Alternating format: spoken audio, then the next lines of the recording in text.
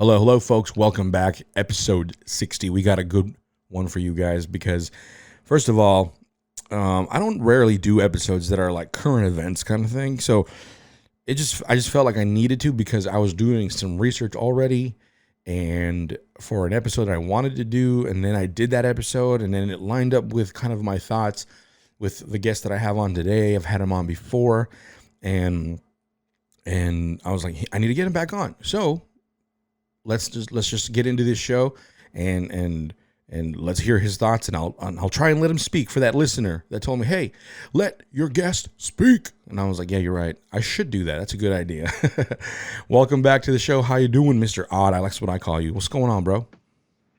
Hey man, I'm doing great. It's always a pleasure to be on with you, and thanks for letting me come on and talk about this subject. I'm pretty passionate about it, so That's good. That's good. that's cool. So if people don't know who you are, please introduce yourself. What is it that you do? You have your own show, so lay it on them so you know that. I've had you on before, and we talked about kind of politics and different things like that, but kind of in our perspective. So, tell them what you're about. Yeah, man, I have a podcast called the Oddcast featuring the Odd Man Out, and I am a Christian. I call myself a fringe Christian, but just because I like to talk about things like you guys and like people like Gary Wayne and people like that who talk about things that the modern church doesn't necessarily cover that much. But I like to talk about the New World Order. I like to expose occult, ideologies, secret societies, different things like that, because they have a lot of influence in our culture and in our world. But I also like to comment on politics. I mean, I know a lot of people do, but it's something I've followed very closely for like 20 years now, 20 plus years.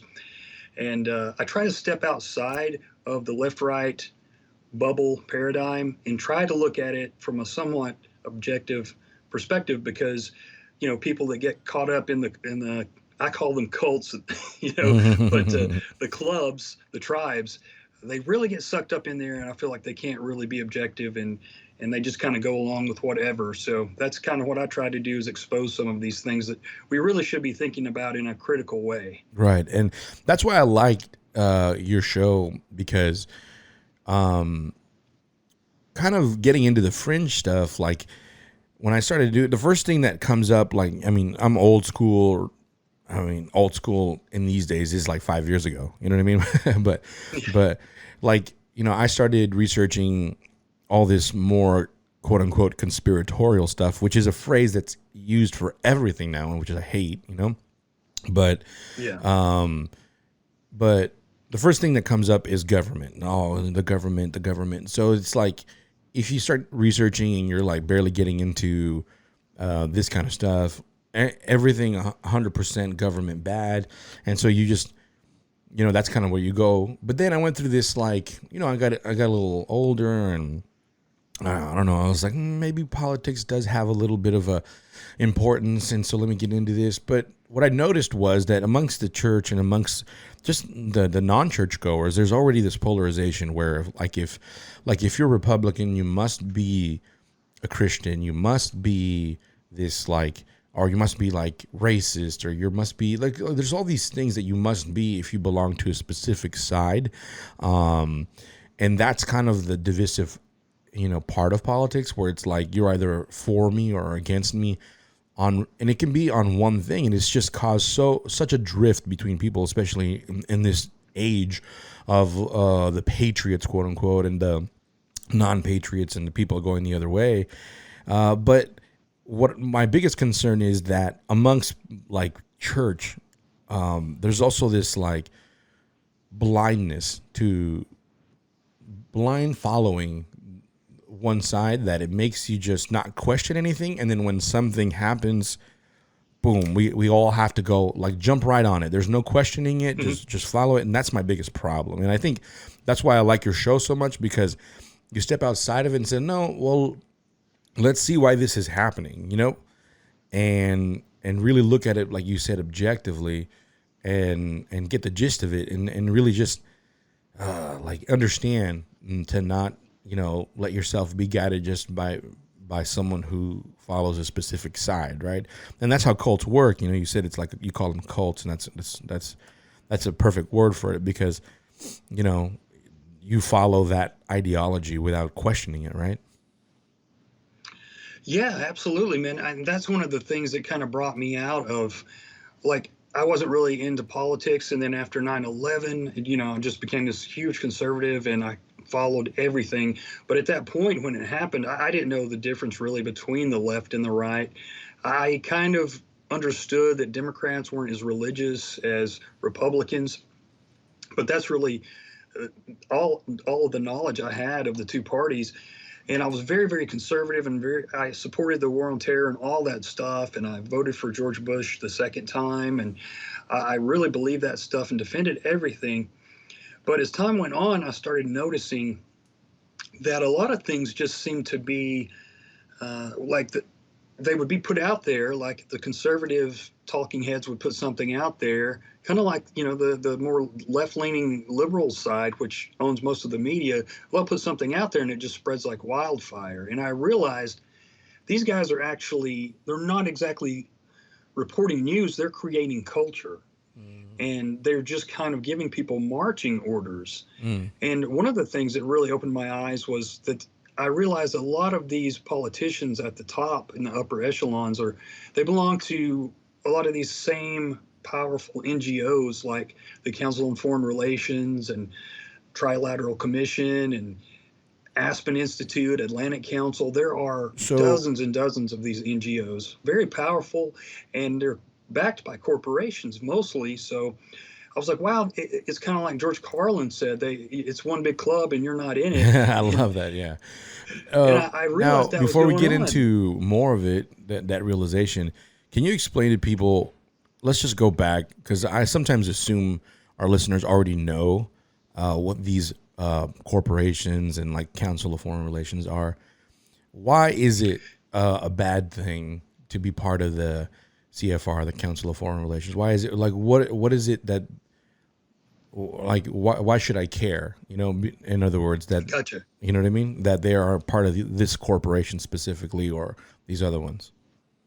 Absolutely. Great question. Well, the way it started was it actually started in England and it came out, long story short, the money that supported these groups and these NGOs came from Cecil Rhodes, who was the famous diamond miner, and you've heard of Rhodes scholarships and all that kind of stuff. Well, in his last will and testament, he had this list, these 7 wills that he put his fortune towards, and they called for the creation of these groups. They called them the roundtable groups. They were already meeting and had this group of elite bankers and heads of corporation and stuff like that, heads of state. But he wanted to create something like this and spread it all over the world. So he left his money towards creating the Rhodes Scholarships and creating the Council on Foreign Relations, which has they're celebrating their 100th year this year. I think is kind of an interesting milestone with everything that we've had going on.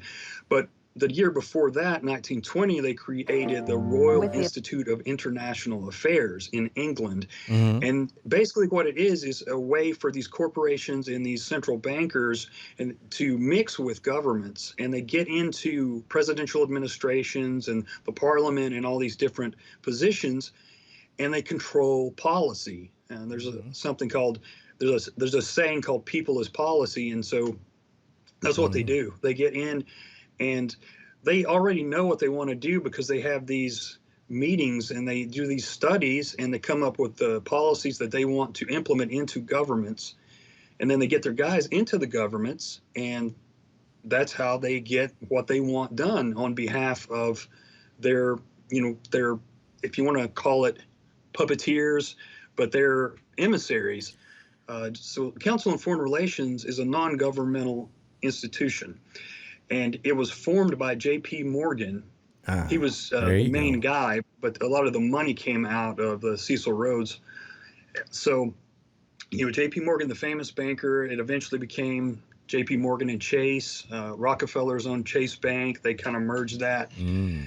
but it was just a way for these guys to control the governments without people really knowing what's going on. And so now They there control are, it via the economy, right? yeah, And control so the economy, control because foreign policy, domestic policy, like all all of our kinds of education stuff. system is based on like the Rockefeller Institute, and a Absolutely, lot man. of the things, like if people don't know, like a lot of the things that even influenced modern medicine, it was because of the Rockefellers and the JP Morgan types, you know what I mean, where they were like, well, we need you to buy from us, and it's like a huge documentary that people need to watch, is how big oil changed the world, you know. I'm sure you've probably seen that, or have heard of it, but Yeah, all these folks are just so deeply embedded in our lives, and we have zero idea that they control even the history that we're given in order to kind of paint a different picture of them, right? absolutely, man. If people ever stop to really investigate this stuff, the average people wonder why us, if you want to call us truthers or alternative media, whatever you want to call us, Don't put a they think we're label so on me, bro. Nice plan. right. All right. Yeah, they think we're insane because we're talking about things that they have no idea about. But it's like it's pitiful to say this, but the average people don't know a lot of history because they don't teach it in school and they don't Yeah. tell you about it in TV on TV. So, Mm-hmm. but yeah, the Rockefellers. Another good documentary. I think it's only like an hour long. Is called Rockefeller Medicine, and I think it's by Ooh. James Corbett as well. And there's a book you can find on archive.org that was written in like 1918 or something like that, but it's definitely worth checking out. It's called Rockefeller Medicine Men, and it explains how they decided they were going to take over Western medicine, and they did it, and they still have a big say in things today. And if people don't believe me, go back and search up the lockstep plan by Rockefeller, the Rockefeller Foundation, which is basically something this study they did in 2010, and it basically explained everything that's happening right now under the coronavirus. So Right. they had, Exactly. it's crazy, man. They had a lot of these things planned, and it can't be just a coincidence Now that you have everything's a lot. happening. You have a lot of books that you read. I see when we've done video chats, and you have all, like when you do your videos on Instagram. I see a lot of books. Did you ever read that book that has that title, the New World Order book, kind of thing? I've read, you know what? I've probably got 7 or 8 books with that title. Yeah. Okay. Um, So it's a plain white one, and it has like big bold black letters. And someone shared it to me and then they said, "Hey, check this out. This is important." But I don't know if it's real or not. But if you had that book, I was going to ask you. I'm like, "Oh, I know a guy. He has all these books." You know. But one second. I Sorry, I bet had a it burp. is But Ralph Epperson's New World Order because I maybe, think but that's the way the there cover was a looks. page that they shared, and it said that in the not too distant future, in order to further the New World Order agenda, is to have everyone vaccinated. You know, and Oh wow, and yeah. so. And it's an old book, you know. It's like early 1900s, you know, something like that, or mid 1900s, you know. So it's like one of those things where we can see a lot of these plans kind of project forward, and that's why I wanted you to explain that, because if we look at our policy we have today, it's influenced by J.P. Morgan, it's influenced by the Rockefellers, it's influenced by all these big bankers in the back, and you know, back in the day we have no idea. We're just kind of like, we're just living our life like, oh, whatever, you know, this is just life how it is. We're moving forward. But all of these people are also working with scientists, and the reason why scientists agree with them is because, hey man, they're like, these big bankers funded their projects, right? And so it's like, oh, of course, this, you know, the scientists are also going to be like, hey, yes, we got to do this, we got to do this other thing, because all of the money came from like the Rockefeller Institute, it came from the Morgans, it came from all these different things, and it's like it's in their benefit to agree to do so. For example, did you ever hear about what Coca-Cola, I believe, did in India? Um, I don't believe so. I've read a couple of sort of scandalous accusations from the past about them, but I haven't read this. So it kind of I'm not remind familiar. me. It kind of remind me of the Daniel Craig 007 movies. And those movies are very telling of what things can happen. So what I want to bring up is this, and I hate to bring up this instant. I'm pretty sure I've said it before on the show, but anyways, they bought an area where there was not natural water, like a natural water resource, and then they basically didn't allow the people that lived around that area to have their own water because now it's owned by that corporation, and they were selling it back to people via whatever product that they made, but a lot of them couldn't afford to buy water, so they were just getting their own water. So they didn't really care, and so there was like this in that area, like a shortage of water in a sense, because this big company wanted to use it for their own benefit, and things like that. So a lot of the times when these companies say we're going to do things because we care about you, because of global warming, or because we want humanity to survive or a better way of living, they want a better way of making business, and it's not really in benefit to the people. You know what I'm saying?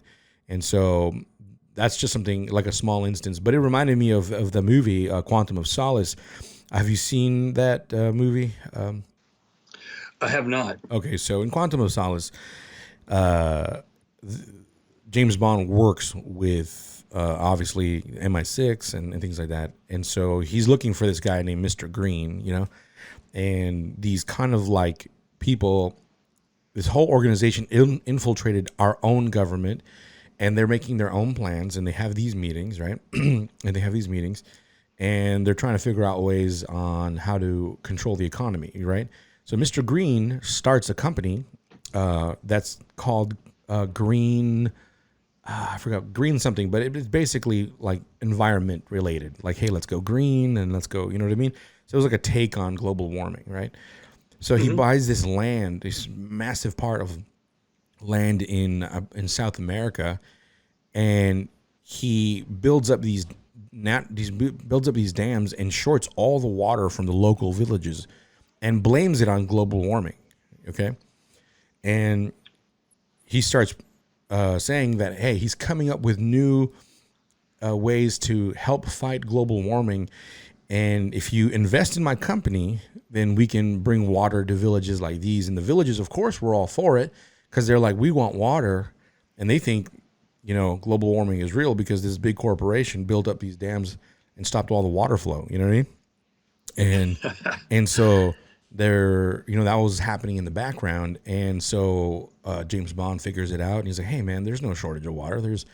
He's storing it all over here, and he's doing it in order to promote his company, which by the way, was helping the CIA with things, was helping like all these other alphabet soup companies get other things done.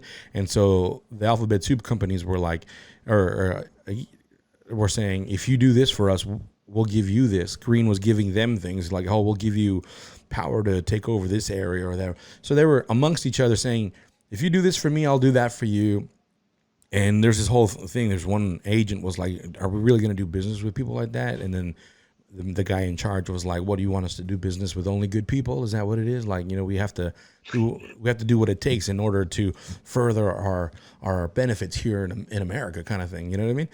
And I'm just like, oh my gosh, if people only knew, this is like telling you to your face, like what's going on, and that stuff kind of, I know I bring up that in the Coca-Cola situation because it does happen. Like corporations don't care, and then they'll disguise it as like, we're here for your health, and we're here because the planet is dying, and we need to do things. And meanwhile, they're just getting richer, and we're buying all the stories that tell us about things like that. Absolutely, man. That's a good point. It really kind of confirms. I'm coming more and more along the lines of thinking that, I believe that we've been kind of conditioned. So like the Republican conservative side is conditioned to always kind of defend the private sector. And then the left liberal side is conditioned to always defend the government. And that way you have one half of the population always defending one or the other. When at the top, they're working together. And like for instance, like you're talking about Coca-Cola, and I'd mentioned the Rockefellers. Well, the Rockefellers, they owned a large amount of oil, and they were very invested in the oil companies and gas, and they had Standard Oil, which was the largest company, I believe, in America as far as oil goes. And so they were working directly with IG Farben, who was the biggest German company in the world, and IG Farben had their own concentration camps during World War II that they Mm. owned. They had subsidies in America. They dealt with American banks. But so the Rockefellers were supplying oil to the Nazis. They were supplying rubber. They had rubber patents that they wouldn't let other people have. They had a monopoly on them. So the Germans, the Nazis, couldn't have had vehicles without the rubber from the Rockefellers. Ford and Chevrolet were supplying their vehicles. The of course Henry Ford won an award, a big award, the highest medal you can get, honorary medal from the Nazis. Forget what it was called now. The the CEO of Chevrolet won the same type of award. Yeah, man. J.P. Morgan or it was J.P. Morgan, and then it was Chase Bank. So it was two separate banks at the time. We're working with this bank called the Bank of International Settlements, which was funding both sides of the war and England as well. It was just crazy. And the president of the Bank of International Settlements was an American during World War II. So he knew all this was going on. He was going to meetings in Germany, and then he was meeting with people in New York. So, yeah, we're if you're more on the conservative Christian side, you've been kind of conditioned by people like Rush Limbaugh and people like that to always defend the private sector, but it's more like a public private sector at the top with these Right. monopolies. And I don't think they could be monopolies without their friends in government. So they really work together. And Right. it's scary to think about because it's so powerful. So And let's. quickly, I'll say that I don't want to get too controversial, but let's just say the pharmaceutical companies are some of the worst ones Right. about that whole thing. Oh yeah, no. I mean, you've seen their stock as of late. I think you posted something. It just went through the roof. You know what I mean? Yeah. Like, the pharmaceuticals. Like Pfizer was at 33 billion or something, and Moderna was way up there too, and it was just crazy. But well, let's start bringing into modern times. That's just a whiff of why we can't trust people in these sort of things, like in the Council of Foreign Relations, United Nations type things. But trust me, there's much there. If you're interested in those things, I highly recommend, because a lot of those people that were quote unquote bad, and not bad, but they were businessmen. They were on both sides of the thing. They didn't care, just like you said, including funding clergy from the church in the early 1900s, including funding things for conservatives in back in the day, and on non-conservatives. So it's like, you got to be careful. Again, we just had someone visit our church, and he gave a whole sermon and everything, and I'm sure a lot of the history, but you know about Pompeo, right?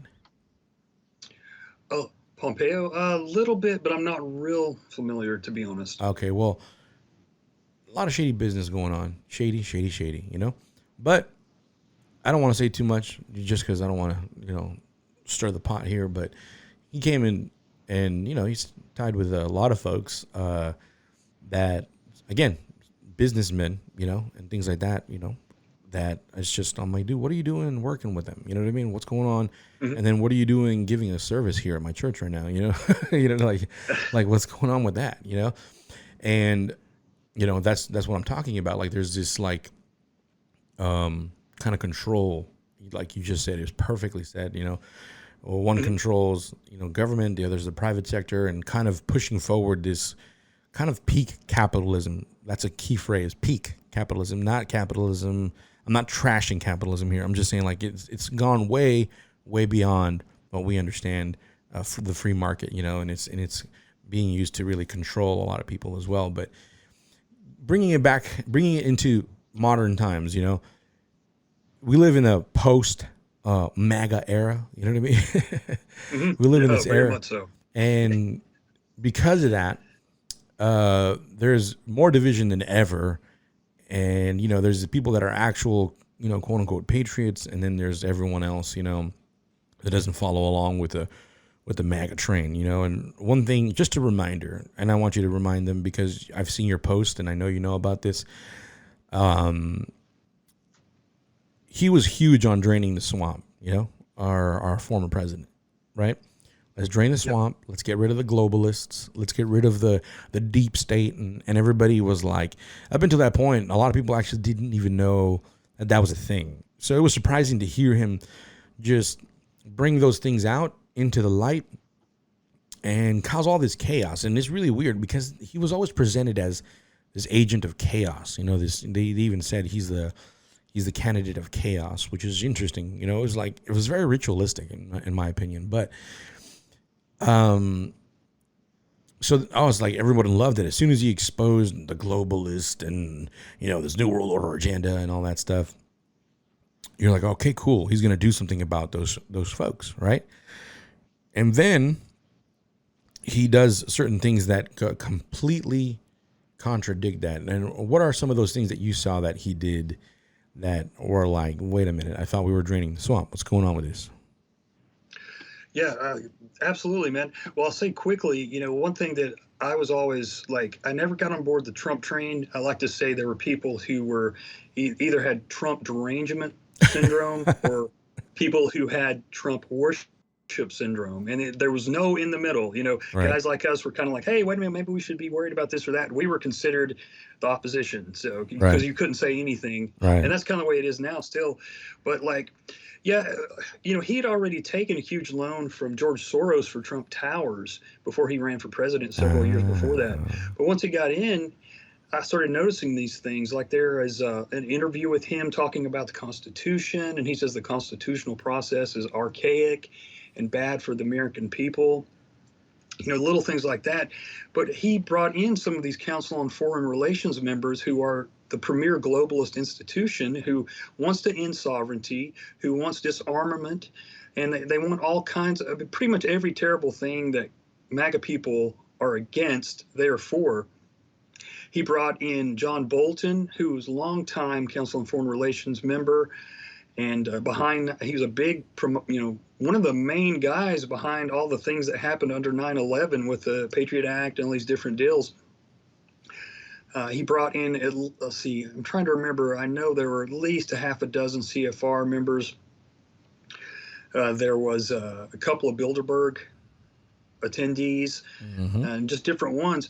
And it was really kind of like, okay, well, this is not draining the swamp. This is kind of maybe diet draining the swamp because you have a few less globalists, but it's definitely not draining the swamp.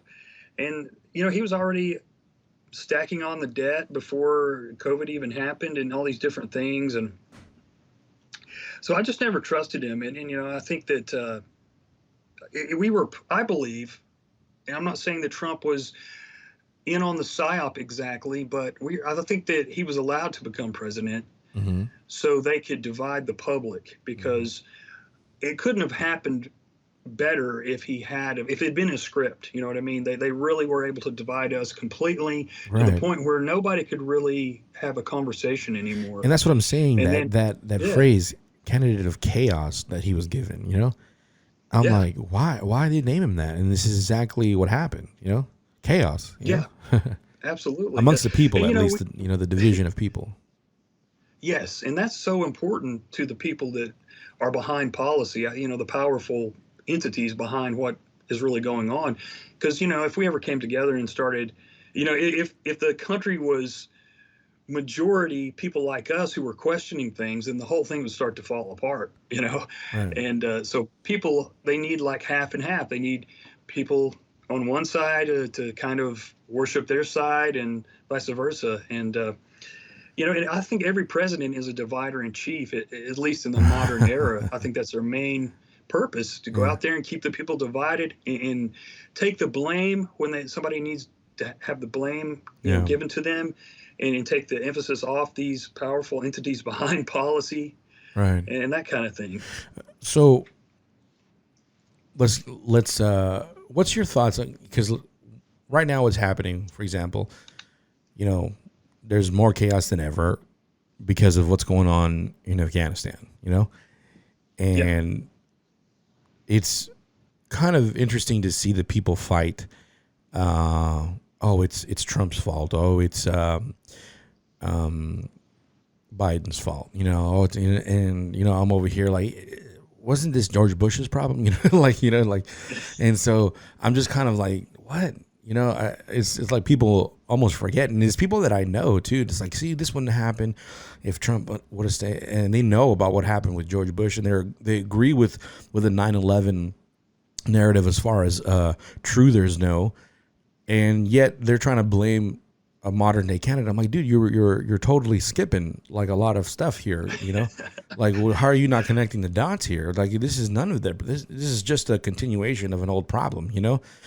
And when this started happening, immediately, because I follow a lot of pages from both sides just to hear and see, kind of like to feel it out. I don't like to. I try not to be in an echo chamber. Just to confirm my own biases. Mm-hmm. So I'll follow things that I don't like anyways, just to see what's going on, what people are saying. And one thing I noticed, as soon as Afghanistan started happening, all the, patriots and everyone, rose up and like, yeah. And obviously I'm not saying that what's happening over there is not horrible, or, people sometimes think that I don't have a heart just because I'm talking about it in a way where it seems suspicious, and I'm like, that's not what I'm saying. I'm not talking about discrediting it or not caring about what's happening over there. Not at all. What I'm saying is, I think there's more to what's happening over there than what people are considering, and that's something that I'd like you to talk about. Absolutely, man. Yeah. You know, I realized a while back that, we just got off of 4.5 years of people saying fake news, which they were right about. You and I both know there's tons of fake news Oh out yeah, there, and you can go back to Operation Mockingbird, or even back to World War I with the Committee on Public Information, which Wilson started just so he could Mockingbird. propagandize the Remind me people. real quick. What was Mockingbird?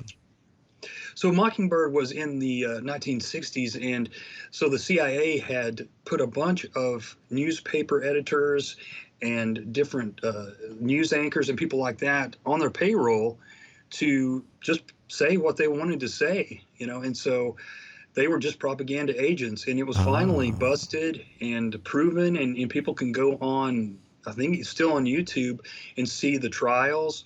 uh-huh. That's where I think that's where they found out about the CIA heart attack gun.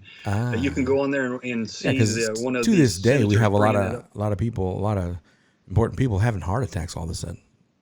Yeah, that's true. That is very true. You got, So I don't but know. I don't know, man. That's just suspicious. And that's what I'm saying. Like, people say, like, oh, the government would not. You know what I mean? I'm like, oh, well, then you yeah, don't know history. You know?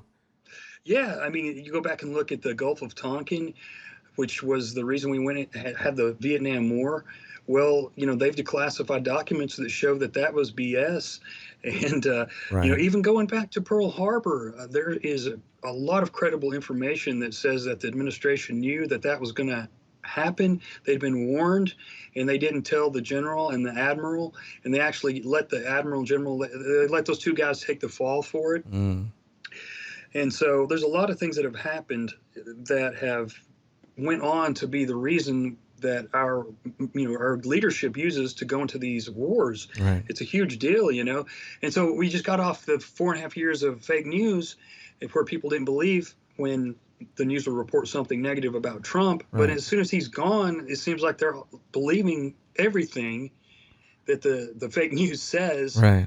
without Mm, questioning it. That's like their skepticism's all of a sudden gone because, well, maybe the fake news is reporting something that they'd like to believe right. happened just the way they're reporting it. Mm-hmm. And you kind of go back to the war on terror, which I said, I totally supported, in the beginning, but even the name, even the title, war on terror, that phrase, is so vague, it can mean anything, because it's not like, well, the war on Japan or the war on the Soviets or this, that, and the other. Yeah. It's so vague that they could keep that open and call anybody a terrorist and just continue this war forever. Well, you saw And that on the news. Anyone kind of right leaning right now is domestic terrorist. exactly, yeah. And that's why, like the Patriot Act and these different things that people supported, including myself. Now I realize that they would just use that to turn that back around on the American citizens, and even Biden likes to brag that he wrote the Patriot Act. And in fact, he said he wrote that in 95, way before 9/11. And they actually had the Department of Homeland Security already in the works way before 9/11 under the Clinton administration. It was called ANSER. It was called the Answer Homeland Institute. So they already had all that stuff ready to go. But there's been Should I so worry much that I money. get should I worry that I get emails from them saying, "Hey, you want to work for us?" Well, they say if you can't beat them, join them. So I'm sure you'd have some interesting stuff to talk about. Oh But gosh. uh, but yeah, I mean, it's just crazy because people don't think about how everything can be a psychological operation. If you've got five or six companies that own all these corporate news entities, and that's internet, that's TV, print, everything, radio, they can propagandize and totally condition a whole nation or even world in just a matter of days. So people don't realize how easily they're manipulated. There's that old Right. saying, it's easier to fool a man than convince him he's been fooled. Right. And so I would just advise people to be a little more cautious about what they're believing from the news coming out of Afghanistan or anything else. I believe personally that the Biden administration, he's got over 20 of these Council on Foreign Relations appointees. I'm talking about Secretary of Defense, Wow. CIA chief, Yeesh. deputy chief. Nearly every important appointment is a CFR person, and then he's got about half a dozen Aspen Institute people, including the former CEO of the Aspen Institute, or not CEO but chief. He's got a couple of Carnegie Endowment guys in there, and they've been behind all kinds of terrible globalist policies over the years. So I don't believe that they would let that happen unless it was for a reason. And people may think that's crazy to say, but I think Biden is a throwaway guy anyway. He's not really, I mean, it's pretty obvious he's not really in control of much. He can't, but he provides that blame. Like he's the face of blame that people are talking about. They're not talking about these generals and these Council on Foreign Relations strategists and different people who've been behind these Afghanistan policies. I mean, even Mike Pompeo was a Wichita Council on Foreign Relations member, and he's the one that's credited with coming up with this whole troop withdrawal kind of Mm. thing. Even though I don't believe that the Biden administration followed it exactly like he put out there. But quickly, let me say that I don't believe it's an accident, and I don't believe that the way they left all that military equipment and those weapons and vehicles was an accident either. Right.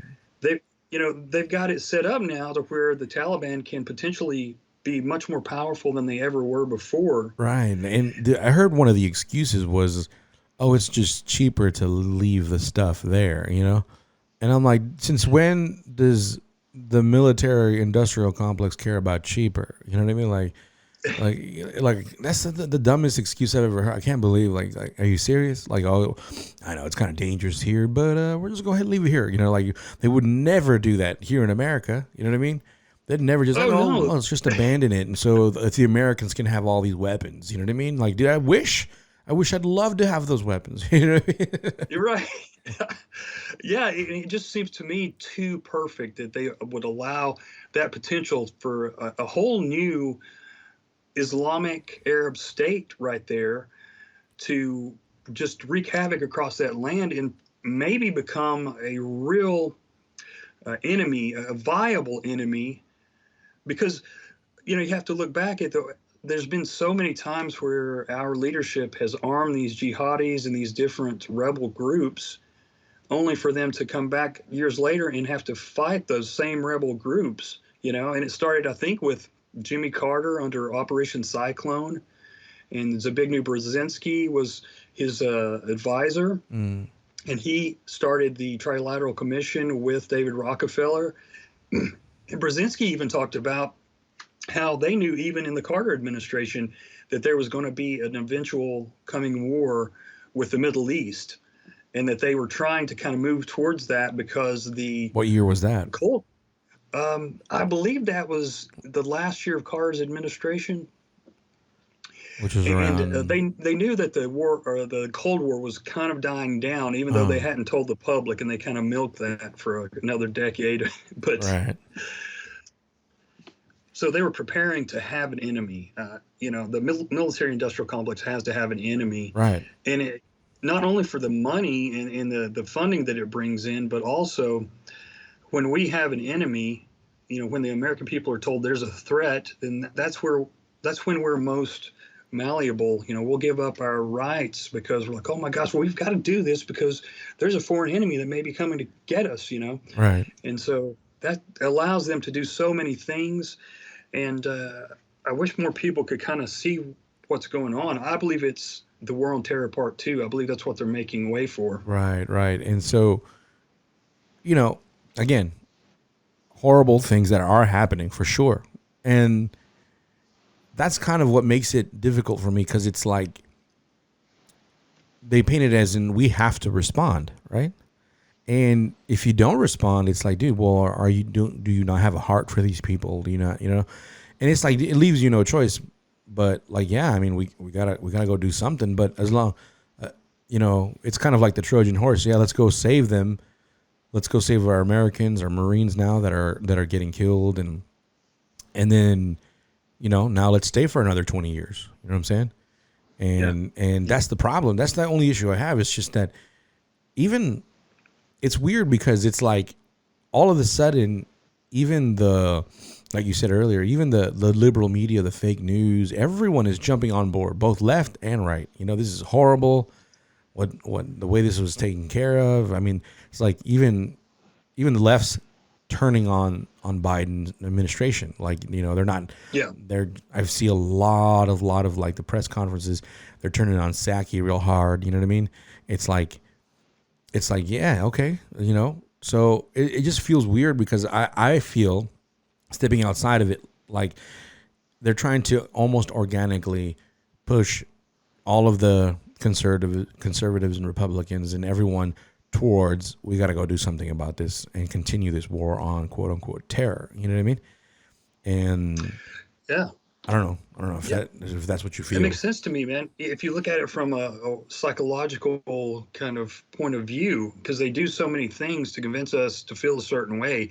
You know, Edward Bernays wrote in 1928 in his book Propaganda that they knew then exactly how to control the masses through the newspapers and through radio and stuff like that. So they already knew then how to do these kind of things.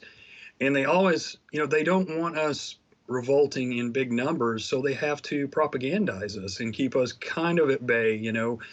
And they allow us to have platforms like Twitter so we can yell at each other, Right. and so they can find out exactly what we think and put us on lists. But you know, Isn't that crazy I though? think How the Taliban can still have Twitter, but conservatives get banned from there. yes, it is, man. I saw a funny meme on Instagram the other day, and it said the Taliban leader, or actually it said the CIA director goes to meet with the Taliban leader in Kabul, and it showed a picture of Spider-Man staring at himself in the mirror. And so, you know, I mean, and you can't help but think those kind of things because you go back to under Obama, at one point, the State Department trained rebels in Syria were fighting CIA-backed rebels. You know, so our tax dollars had gone to funding and training and arming both sides. You Right, know, right. it's ridiculous. You know, it's how Follow the money. Al Qaeda came together. You know, we under Brzezinski and Carter, and especially under Reagan, they were arming these guys, and then eventually they turned into Al Qaeda. You know, and we had to fight them, and Osama bin Laden came out of that. And Right. I'll just kind of remind people that the Blind Sheik was a CIA asset. So a lot of these Ah, guys that they put forth, and a lot of these enemies, there's a bigger picture to it. Unfortunately, geopolitics is so much more complicated than what they show on the nightly news. They keep it so low brow, low level that people just are like, yeah, it's left versus right, and I hate this side, and it's all that leader's fault. But then there's so much more that goes on in the background. It's just amazing. right, right. Yeah. So before we get into the new age and their wokeness as well, is there anything you want to say or kind of final thoughts on this whole Afghanistan ordeal? Well, like you, I would say that I am concerned and I feel terrible for anyone who's been injured and anyone who is in danger. And I think that of course we should bring our people out, but I think we need to step back from these situations sometimes, get a deep breath, and stop trying to only kind of get information from our one side. We're going to get this really skewed political source and just stick to it. I think we need to look at other sources, look at international news sources and different things like that, and just understand that there is pretty much always a bigger picture behind the scenes going on than what the news is telling us. And we just need to be careful what we're tricked into supporting. Right, right. Be very careful, be very vigilant. And one of the things we have to watch out for is all of the ideologies that come out of organizations like the UN and different things. When we start looking at how things are backed or funded by, we always find big money behind it when it comes to larger agendas. We're talking about global warming, we're talking about geopolitics, we're talking about even religious movements.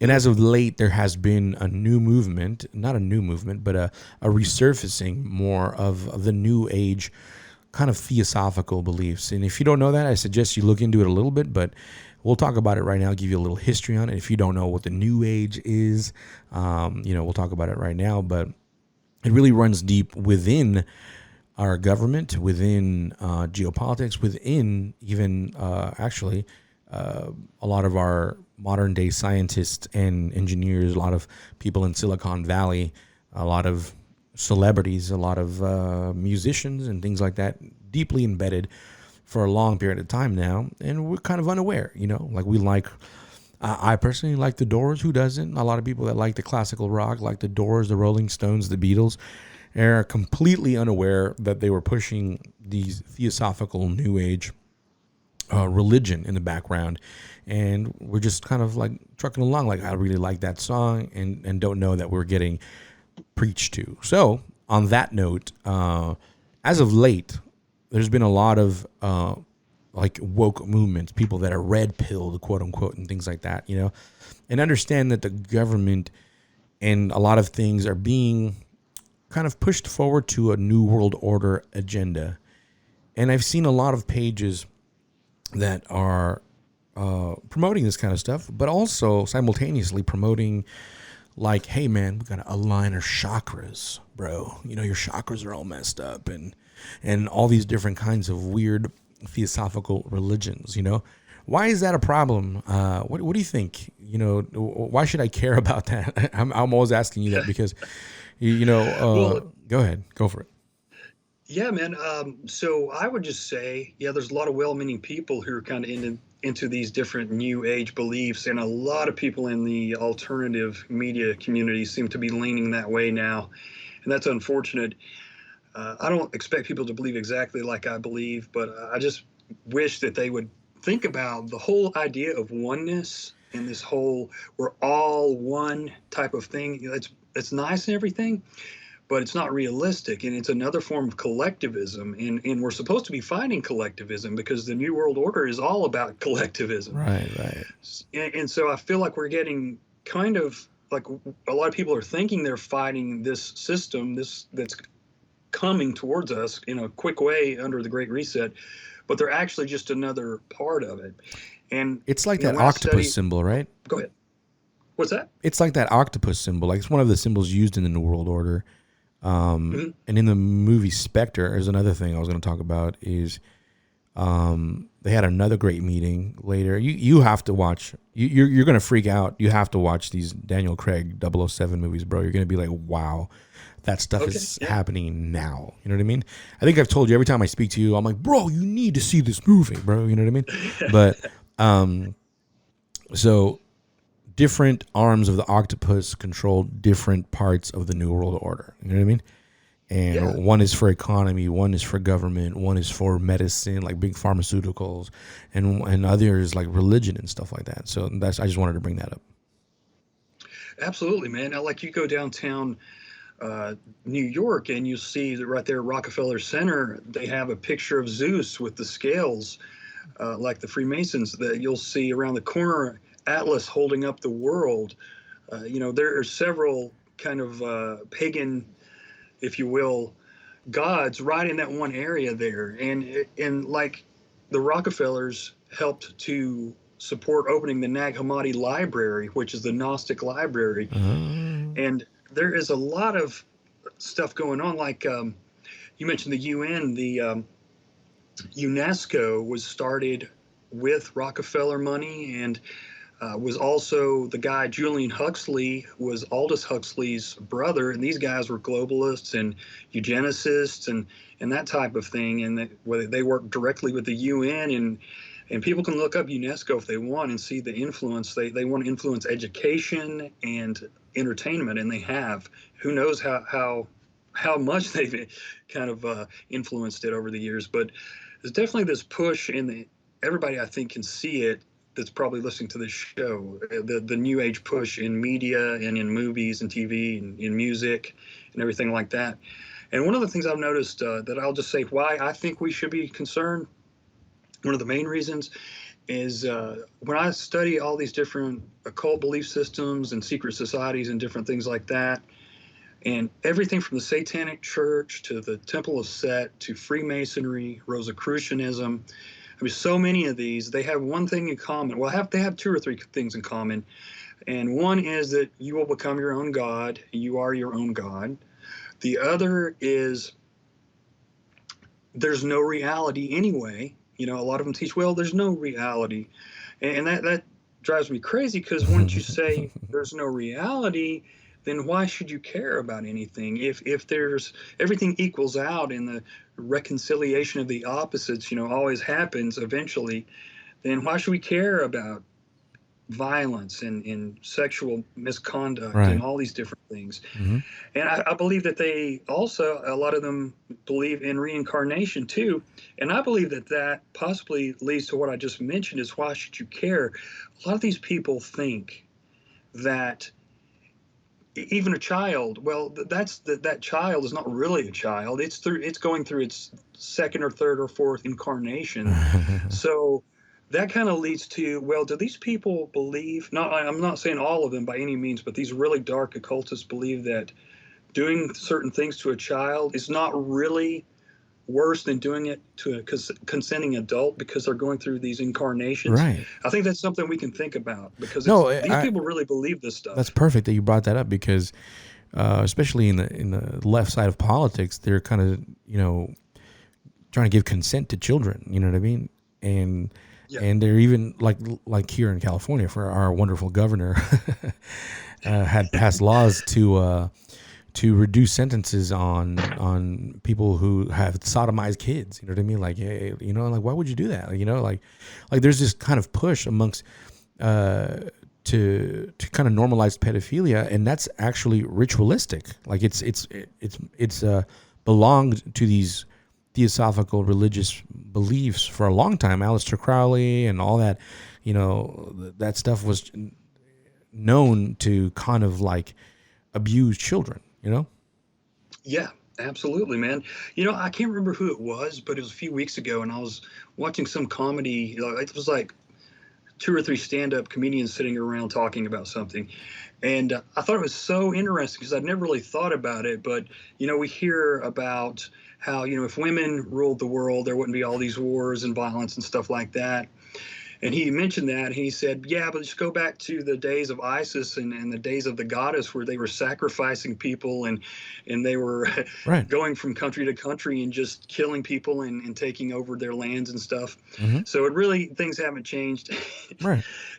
We have these fairy tale ideas of what if, but some of these things have already happened and they weren't really what we think they were. Right. No, it's just when people say things like that, it's because they don't know history. There's a lot of times in history where women were in charge, and it just, the mayhem was mayhem. Because the problem isn't men and women; it's kind of like innately our fallen nature and the things that are the people in power are just become so corrupt, and they do horrible things. It doesn't matter what gender you subscribe to. You know what I mean? Yeah. And so it's just what it is. But I wanted to bring up, for example, we have Oprah, like, for example, pushing the books like The Secret, where you can manifest your destiny. And we have a lot of celebrities pushing that stuff. Like, dude, you can just you manifest your destiny, put it out into the universe. And you'll hear a lot of politicians and celebrities and people that are prominent or influential mention God in a way where it's very generic, but when you look at how they practice their belief in God, it's very occult and New Age in origin. And these same people a lot of times will try and say, oh, they're rising up against certain government situations, so we think they're doing good things, but at the same time, it's like I like to say this a lot because there's a lot of Trojan horses. You know what I mean? You really have to step outside and be careful. Like, yeah, he believes in this, which I agree with, but then there's this other thing which I don't agree with. You got to be careful, right? And if we know truth is objective. It's unmoving. Truth is truth, and that's it. So for me personally, that's why I've spent so much time kind of parsing through, is that the word? Or comparing other people's truth versus like my biblical perspective, right? And when you look at it, it just doesn't stand. Like, you just see what they believe in. Like you said, one of the oldest lies in the Old Testament, the oldest lie, right, is you will be like gods, right? And that is like a primary thing pushed by all these new world order type religions. You know what I mean? And then, we're all our gods. God is just a consciousness, and we got to tap into it. He's like a force. There's a good and bad. That's where the yin and yang comes from. That's where our Star Wars theology comes from. That's where a lot of the Harry Potter fantasy comes from. And again, all of the people that wrote these books, New Ager type occultists, promoting these things, and they're creating this kind of culture, and Christians and non-Christians alike love it. Like, we just kind of consume it and don't think twice about it, while at the same time, it's influencing our belief systems, Yeah, absolutely, man. I mean, it's changing us, and we don't want to believe that. And it changes us. What we take in, what we consume into our minds, we're not aware of it, but I think we need to be really careful what we're allowing ourselves to watch and listen to and entertain. And you're right. That's another thing that all these different occult groups have in common, is there are no absolutes. And I think that a lot of people, that's good for them. That works for them for a while. And then when they get down the road a little bit, a lot of these people, their house of glass starts to just crumble because they don't have foundations to believe on and to believe in and fall back on. Mm-hmm. And it's like, well, if there are no absolutes, why does anything matter? Mm-hmm. And I think it's just another way of going into what I mentioned before, well, there's no such thing as reality. So, and I'm like, I feel bad for people because like I said earlier, a lot of people are really well-meaning and they really want peace and they love people. They have a heart for people and stuff like that. But I just wish that they could see the big picture, that it's another, I believe, part of the psyop and a part of the devil's psyop, if you will. I'll just go ahead and say it. That's what Satan wants you to believe. That's Mm-hmm. the lie. Mm-hmm. You can, like you said, you can become God. And we make terrible gods because we're fallen, and we make some terrible decisions. Oh, yeah. And we're I tell so you, if naive. I always tell people joking, if I was God, I'd probably be like a Thanos. Like, you know what? Let's get rid of half of these folks right now. Boom. I'm tired of all this traffic Exactly. in LA. Boom. You know what I mean? Just snap my Right, fingers and exactly. disappear cars, bro. Exactly. Yeah, What I was gonna for say sure, is, man. so I actually want to show you this video or listen to it, and I want us to kind of break it down, because when we hear something, it's not like when other people hear something, right? You know, because we took that red pill 10 times over. We probably overdosed on that red pill, me and you know what I'm saying? And Yeah, so yeah, we're at that point where it's like black pill, because like, I remember getting to that point. Do you know what black pill is? yeah, yeah, Yeah, so absolutely. you know, you get to that point where you're just beyond, beyond, you're like, oh my gosh, there's so many layers to what I once believed, and it just peeled back, and you're like, wow, everything's a lie. You know what I mean? Because it's like, dude, this is crazy. So I went ahead and subscribed to the World Economic Forum on YouTube. Yeah, And I like to watch their videos to see what they're up to. You know what I mean? And yeah, it's kind of scary to see it, and to see that it has more likes than dislikes, and that a lot of people actually are subscribing to their plans and ideas. And if you don't know, the World Economic Forum is basically another huge, what do you want to call it? Corporation, conglomerate? What's the best word to use there? I don't know if it's. I guess it's another non-governmental organization, an Yeah. NGO, I guess, Mm-hmm. and it probably formed by a lot of these same people who created like the World Bank and the UN and these different globalist kind of organizations. Yeah. So they're like that. They're very influential. Obviously, like you said, they influence policy. They influence how economy works. They influence how your food is going to be distributed later in the future, how you are going to exist as a human being. They have plans for everything, They have plans for human 2.0, transhumanism. They have plans for fighting global warming. So they want to synthesize food and all kinds of things. And everyone's buying it hook, line, and sinker, because we want to fight off global warming. You know what I mean? And so Yeah, let's listen to this video, and then you just tell me your thoughts, because people probably know my thoughts, but tell me what you hear, and we'll go from there.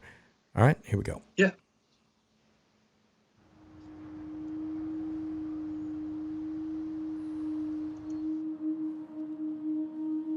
We are wondering what is happening to the world.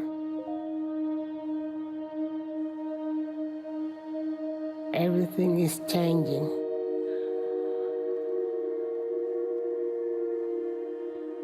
The very idea of human being some sort of natural concept is really going to change. Our bodies will be so high tech, we won't be able to really distinguish between what's natural and what's artificial. Inside our own heads is the most complex arrangement of matter in the known universe. You might ask yourself, can we get to be superhumans?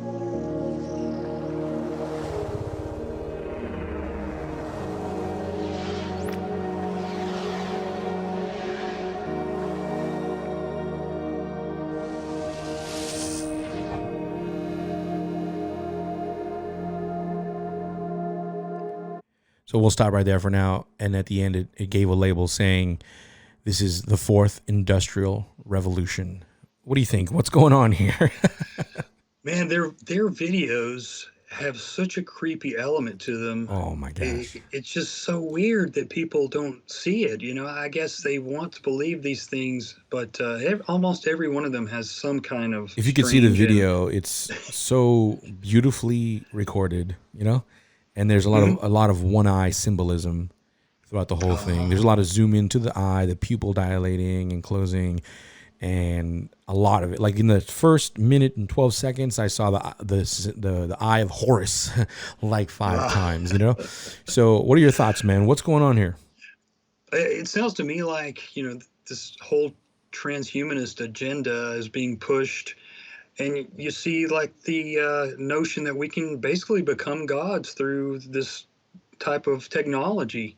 So I think it's all related to becoming our own God and moving away from the Christian God or having a God at all. I mean, that's what it sounds like to me. And just something I will say quickly is Yeah. the whole theosophical angle, which a lot of these groups really seem to have. I've noticed that they keep the theosophy books in my used bookstore that I go to in the atheist section, which I think is kind of interesting. But yeah, that sounds to me like what they're trying to push, the Ubermensch, like the Germans were trying to create, the Superman. Yeah, I exactly. mean, it's Nietzsche and Superman. Absolutely. That's what they're doing. So look, there's so much I'd like to get to, but I know we're short on time. And what I want to do is, and I'm announcing this now, I'd like to do a lot more of what you do, like on Instagram, and do actual videos and listen to this and then jam out. So where can people find you, and how can they get a hold of you if they're interested in your show? Yeah, so I'm on most platforms under the Oddcast featuring the Odd Man Out. And the featuring is just FT dot the Odd Man Out. And probably the best place to find me as far as social media is Instagram. It's _ the Odd Man Out. And it's the same on Twitter.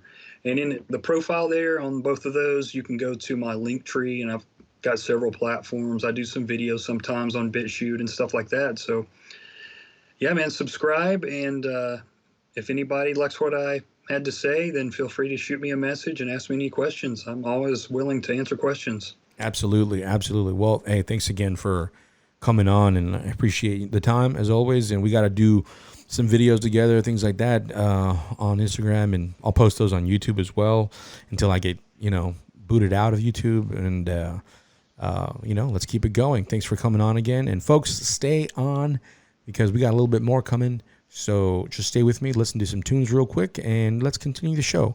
We'll be right back.